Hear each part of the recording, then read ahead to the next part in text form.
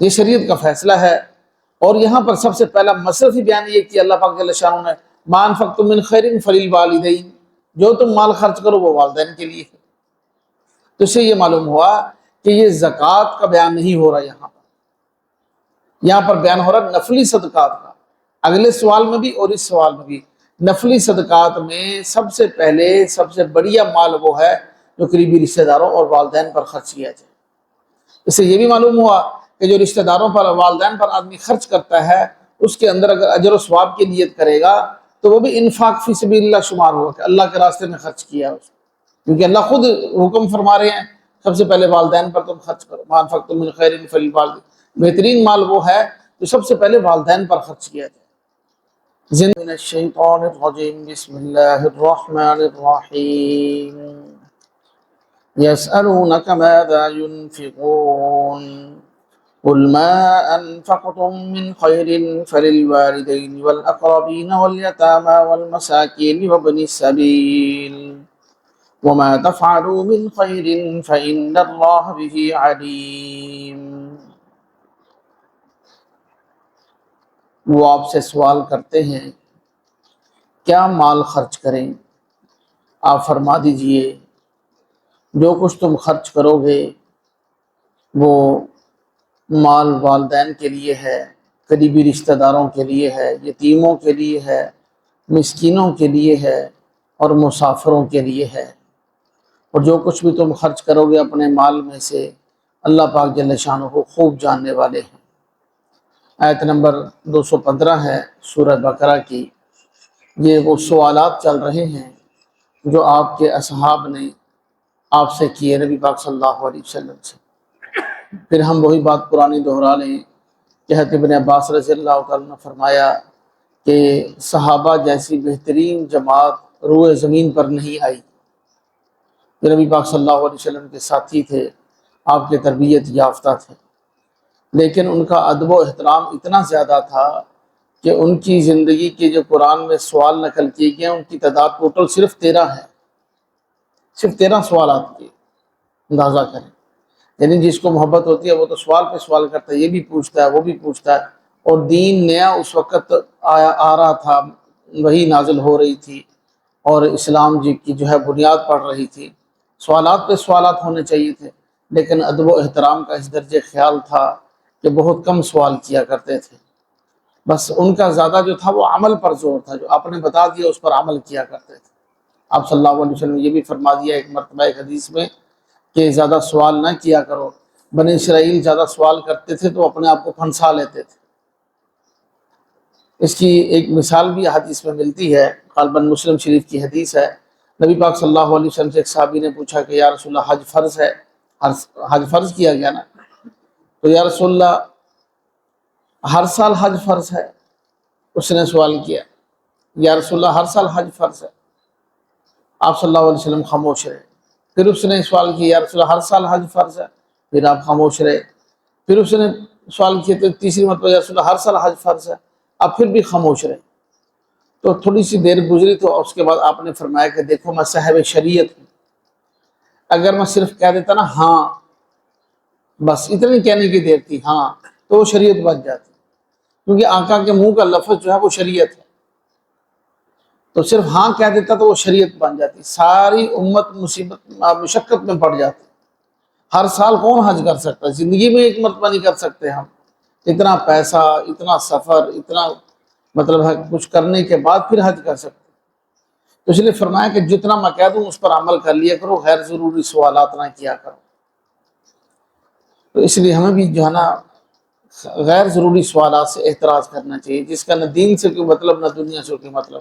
ایسے ہی علمی سوالات، ایک بندہ سوال کر رہا ہے جی قرآن پاک کی کون سی صورت ہے جس کے اندر ایک زیر آتی ہے، زیر ہوتی ہے نا نیچے جو ہوتی ہے، زبر پیش اوپر ہوتی ہے، نیچے زیر ہوتی ہے، وہ صورت کون سی جس میں ایک زیر آتی ہے؟ تو اب اس کا تعلق جو ہے کوئی سوائے علم کے، سوائے مطلب ہے ایک عجیب یونیک سوال کے اور کچھ نہیں ہے۔ نہ اس کا آخرت میں سوال ہونا ہے، نہ اس کا دنیا میں سوال ہونا ہے۔ ہم ان چکروں میں پڑے ہیں کہ جن کا نہ آخرت سے کوئی تعلق ہے نہ دنیا سے کوئی تعلق ہے۔ پرانی قبریں کھود رہے ہیں ہم، پرانے لوگوں کو نکال کے ان سے اختلافات کر رہے ہیں۔ تو بھائی جس چیز کا سوال ہونا ہے ہم اس پر محنت کریں۔ دیکھیں بہت کم سوالات صحابہ نے کیے، ان میں سے ایک سوال یہ بھی ہے، یسألونک ماذا ینفقون، وہ آپ سے سوال کرتے ہیں کیا خرچ کریں۔ اب یہ جو لفظ ہے نا ماذا ینفقون، 3 آیتوں کے بعد سیم یہی سوال پھر آ رہا ہے، وَيَسْأَلُونَكَ مَاذَا يُنْفِقُونَ، الفاظ میں بھی تبدیلی نہیں ہے، یہی الفاظ ہیں سیم۔ یسألونک ماذا ینفقون 4 آیات کے بعد پھر یہی سوال ہے، وَيَسْأَلُونَكَ مَاذَا يُنْفِقُون، لیکن جواب دونوں میں ڈیفرنٹ ہے۔ اس میں اور جواب دیا گیا ہے اس سوال کے جواب میں، اس سوال کے جواب میں اور جواب دیا گیا ہے، سوال ایک ہی ہے کہ مال کیا خرچ کریں۔ اب پہلا جو صحابہ نے سوال کیا نا یسألونک ماذا ینفقون، جو ہے احادیث سے معلوم ہوتا ہے کہ حضرت عمر بن جموح رضی اللہ تعالیٰ عنہ صحابی رسول، انہوں نے سوال کیا، یا رسول اللہ ہم مال کہاں خرچ کریں اور کتنا خرچ کریں، کتنا اور کہاں، یہ 2 سوال ہیں، یہ انہوں نے سوال کی۔ دراصل یہ سوال پوری امت کی طرف سے تھا، تمام مسلمانوں کی طرف سے تھا۔ اللہ نے پھر نبی پاک صلی اللہ علیہ وسلم کو جو ہے ان صحابہ کے سوالات کا جواب دیا وحی کے ذریعے، عرش الہی سے جو ہے وہ جوابات عنایت فرمائے گئے۔ قُلْ مَا أَنفَقْتُم مِّنْ خَيْرٍ فَلِلْوَالِدَيْنِ وَالْأَقْرَبِينَ، جواب سے معلوم ہوتا ہے کہ پہلے سوال میں مصارف پوچھے گئے تھے کہ مال کہاں کہاں خرچ کیا جائے، اور دوسرا سوال کا جواب ہے قُلِ الْعَفْوَ، جو ضروریات سے زائد ہو اس کو خرچ کرو۔ اس سے معلوم ہوتا ہے کہ دوسرے سوال کے اندر جو ہے وہ مال پوچھا گیا تھا کہ اس کی مقدار کیا ہو، کتنا خرچ کیا جائے، آپ نے فرمایا جو ضروریات سے زائد ہو وہ خرچ کر دیا کرو۔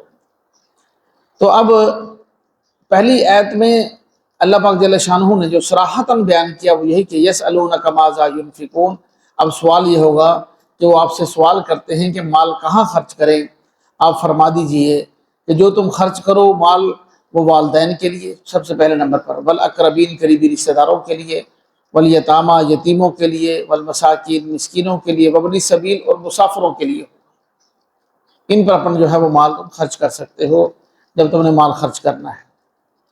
اب اور فرمایا کہ وما تفعلوا من خیر، اور جو بھی تم مال جتنا بھی خرچ کرو گے اللہ کو خوب معلوم ہے، جو تمہاری استطاعت ہو اس کو خرچ کیا کرو، اللہ کو خوب معلوم ہے۔ اب یہاں پر چند ایک مسائل ہیں۔ سب سے پہلا مسئلہ تو یہ ہے کہ یہ سوال زکوٰۃ کے بارے میں نہیں تھا، زکوٰۃ کے بارے میں نہیں تھا۔ اللہ فرما رہے جو تم خرچ کرو ضروریات سے زائد سارا خرچ کر دو، اور یہاں پر مصارف جو اللہ پاک نے بیان کیا اس میں سب سے پہلے والدین ہیں، جبکہ شریعت کا متفقہ فیصلہ ہے کہ والدین کو زکوٰۃ نہیں دی جا سکتی۔ والدین کو، اولاد کو اصول و فروع، والدین نانا دادا اوپر نیچے فروع، بیٹا پوتا، ان کو زکوٰۃ نہیں دی جا سکتی، جائز نہیں ہے، زکوٰۃ ادا نہیں ہوگی اس سے، یہ شریعت کا فیصلہ ہے۔ اور یہاں پر سب سے پہلا مصرف ہی بیان یہ کہ اللہ پاک جل شانہ نے ما انفقتم من خیر فللوالدین، جو تم مال خرچ کرو وہ والدین کے لیے ہے۔ تو اس سے یہ معلوم ہوا کہ یہ زکوٰۃ کا بیان نہیں ہو رہا، یہاں پر بیان ہو رہا نفلی صدقات کا، اگلے سوال میں بھی اور اس سوال میں بھی۔ نفلی صدقات میں سب سے پہلے سب سے بڑھیا مال وہ ہے جو قریبی رشتہ داروں اور والدین پر خرچ کیا جائے۔ اس سے یہ بھی معلوم ہوا کہ جو رشتہ داروں پر، والدین پر آدمی خرچ کرتا ہے اس کے اندر اگر اجر و ثواب کی نیت کرے گا تو وہ بھی انفاق فی سبیل اللہ شمار ہوگا کہ اللہ کے راستے میں خرچ کیا ہے اس کو، کیونکہ اللہ خود حکم فرما رہے ہیں سب سے پہلے والدین پر تم خرچ کرو، ما انفقتم من خیر فللوالدین، بہترین مال وہ ہے جو سب سے پہلے والدین پر خرچ کیا جائے، زندہ ہیں تو ان کی خدمت کی جائے، وفات پا گئے ہیں تو ان کے صالح ثواب کے لیے خرچ کیا جائے، بہترین مال وہ ہے۔ اور فرمایا کہ والاقربین قریبی رشتہ داروں پر، اب قریبی رشتہ داروں کے غریب ہونے، محتاج ہونے، تنگ ہونے کے لیے ہم نے جو ہے نا انتظار نہیں کرنا، وہ کھا رہے ہیں پی رہے ہیں جی ہم کیوں خرچ کریں، اس کا انتظار نہیں کرنا، ان پر خرچ کرتے رہنا ہے۔ بیٹی گھر آئی ہے، بہن گھر آئی ہے، ان کے بچے ہیں، بھانجے ہیں، بھتیجے ہیں، اور کتنے قریبی رشتہ دار ہیں، سب پر خرچ کرنے کا حکم ہے۔ یتیموں پر، مسکینوں پر، یہ تو زکوٰۃ کے مصارف کے اندر بھی ہے، یتامہ اور مساکین، وابن السبیل یہ بھی زکوٰۃ کے مصارف میں بھی ہے۔ مسافر اگرچہ وہ کتنا ہی مالدار کیوں نہ ہو لیکن اگر وہ سفر میں ہے، اس کے پاس مال ختم ہو گیا، کچھ نہیں ہے، تو اب اس کے اوپر خرچ کیا جائے، شریعت اس کا حکم دیتی ہے۔ اور یہ زکوٰۃ کے مصارف میں بھی شامل ہے، یہ تو صدقے کے مصارف بیان ہو رہے ہیں، زکوٰۃ کے مصارف میں بھی شامل ہے۔ اب ایک تو یہ مسئلہ ہمیں اس آیت سے معلوم ہوا، اور دوسرا وما تفعلوا من خیر، اور جو کچھ بھی تمہارے پاس ضرورت سے زائد ہو وہ خرچ کر دو۔ قل العفو، اگلے سوال کے جواب میں ہم پڑھیں گے انشاءاللہ 2-4 آیت کے بعد، تو اس کے اندر یہ ہے قل العفو، جو زائد ہو سارا خرچ کر دو۔ حالانکہ ایسا تو نہیں ہے، ضرورت سے زیادہ ہمارے تو اکاؤنٹ بھرے پڑے ہیں، کروڑوں روپیہ موجود ہے، سارا کہاں خرچ کر دو؟ ضرورت تو ایک گاڑی سے پوری ہو سکتی ہے، وہ بھی گاڑی کوئی 2 کروڑ 5 کروڑ والی کی ضرورت نہیں ہے، 20-30 لاکھ والی گاڑی سے ہماری ضرورت پوری ہو جائے گی۔ ایک مکان ہے، اس سے ضرورت پوری ہوگی، 2 ٹائم کا کھانا ہے، کپڑوں کے 2-4 جوڑے ہیں، بس۔ جبکہ ہم تو جمع بھی رکھتے ہیں، جائیداد بناتے ہیں، بلکہ ہمیں پیچھے سے زکوٰۃ والد کی طرف سے جو ہمیں ملتی ہے، ہم محنت کرتے ہیں، کوشش کرتے ہیں، اس کو بڑھاتے ہیں، امانت کے طور پر اس کو سنبھالتے ہیں، اور پھر اس کو اگلی نسل کے اندر اس کو وراثت کے طور پر آگے منتقل کر کے جاتے ہیں۔ معاملہ تو ایسا ہے، تو یہ بات ہم ذہن میں رکھ لیں۔ چند صحابہ تھے جن میں حضرت ابو ذر غفاری رضی اللہ تعالیٰ عنہ بھی تھے، ان حضرات کا تو اس پر شدت سے فتویٰ تھا کہ ضرورت سے زائد مال رکھو ہی نہیں۔ اور کچھ سلف صالحین اسلاف ہمارے بڑے بزرگ گزرے ہیں، اہل تصوف، ان کا بھی یہ کہنا تھا کہ ضرورت سے زائد مال نہیں ہونا چاہیے، اس لیے کہ اپنے مریدین کو، اپنے شاگردوں کو جو ہے نا وہ تلقین کیا کرتے تھے کہ بھائی ایک جانور رکھو دودھ کے لیے، ایک اونٹنی، گائے یا بھینس ایک رکھو بس، کپڑوں کے چند جوڑے ضرورت کا سامان رکھو، اور زائد جو ہے قل العفو، کیونکہ قرآن کا حکم ہے سارا خرچ کر دو۔ جبکہ جمہور اور اکثریت اور تمام صحابہ کا یہ عمل تھا کہ وہ جمع بھی رکھتے تھے، وہ جمع بھی رکھتے تھے۔ اس لیے امت کا اس پر متفقہ فیصلہ ہے، صحابہ کے عمل کی وجہ سے، آپ صلی اللہ علیہ وسلم کی اجازت کی وجہ سے۔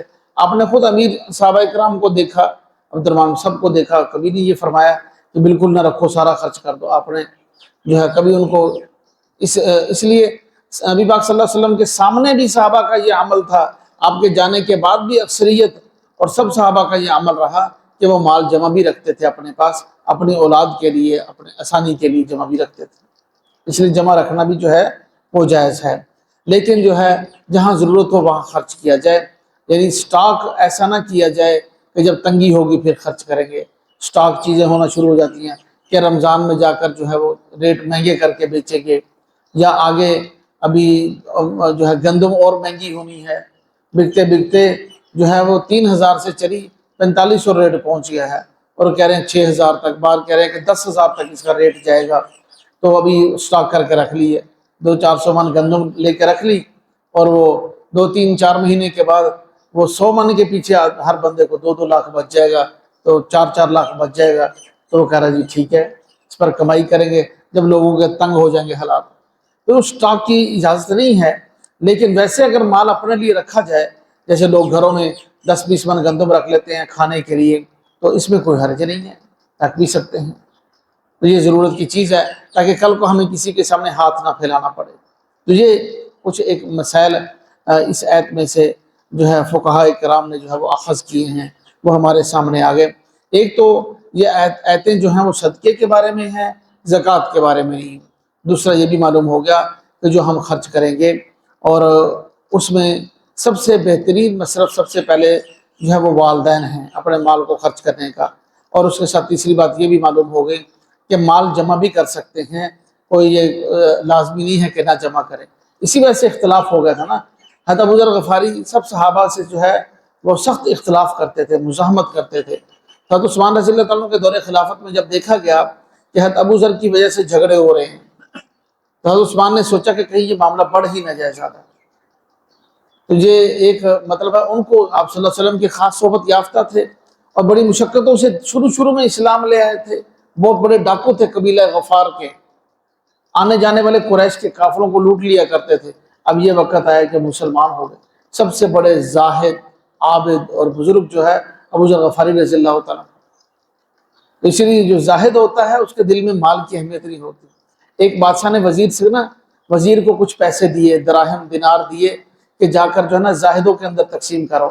شیخ سعدی رحمۃ اللہ علیہ نے گلستان کے اندر یہ واقعہ لکھا ہوا ہے کہ زاہدوں کے اندر جا کر یہ پیسے باندھ کرو۔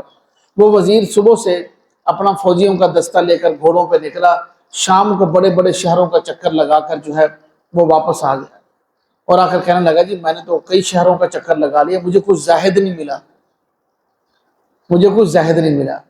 بادشاہ کہنے لگا تو کیسا احمق ہے، میرے معلومات کے مطابق تو 70 زاہد تو صرف میرے ہی شہر میں رہتے ہیں، تو باقی شہروں کا چکر نکال کے آ گیا، تجھے زاہد ہی نہیں ملا۔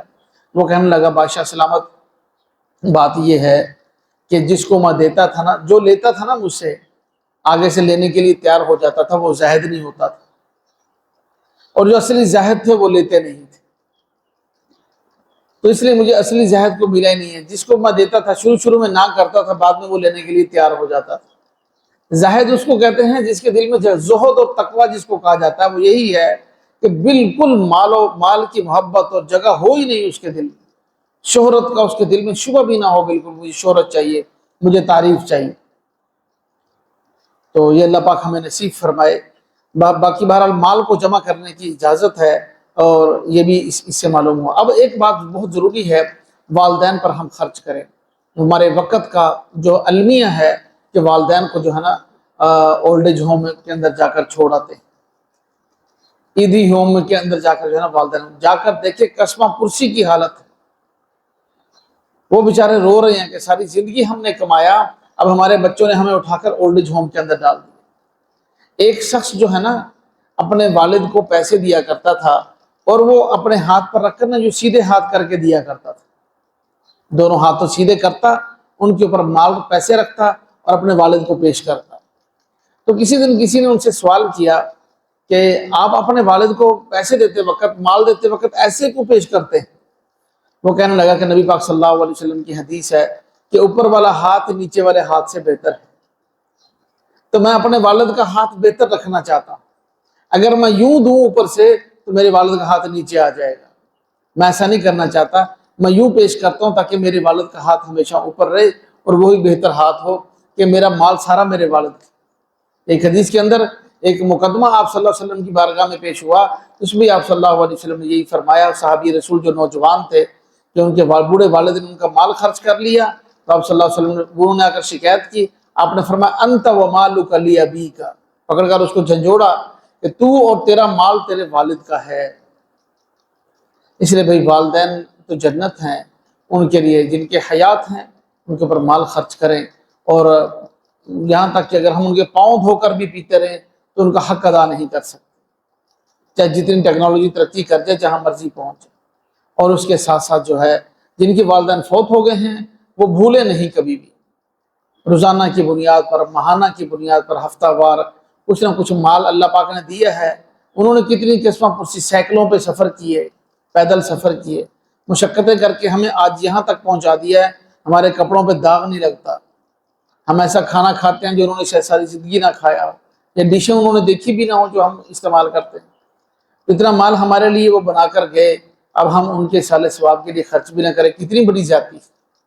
اسی لیے اللہ پاک نے سب سے پہلے فرمایا ما انفقتم من خیر فللوالدین، خیر کا معنی یہاں پر مال ہے، جو تم مال خرچ کرو سب سے پہلے والدین کے اوپر خرچ کرو۔ اللہ پاک ہمیں عمل کی توفیق نصیب فرمائے۔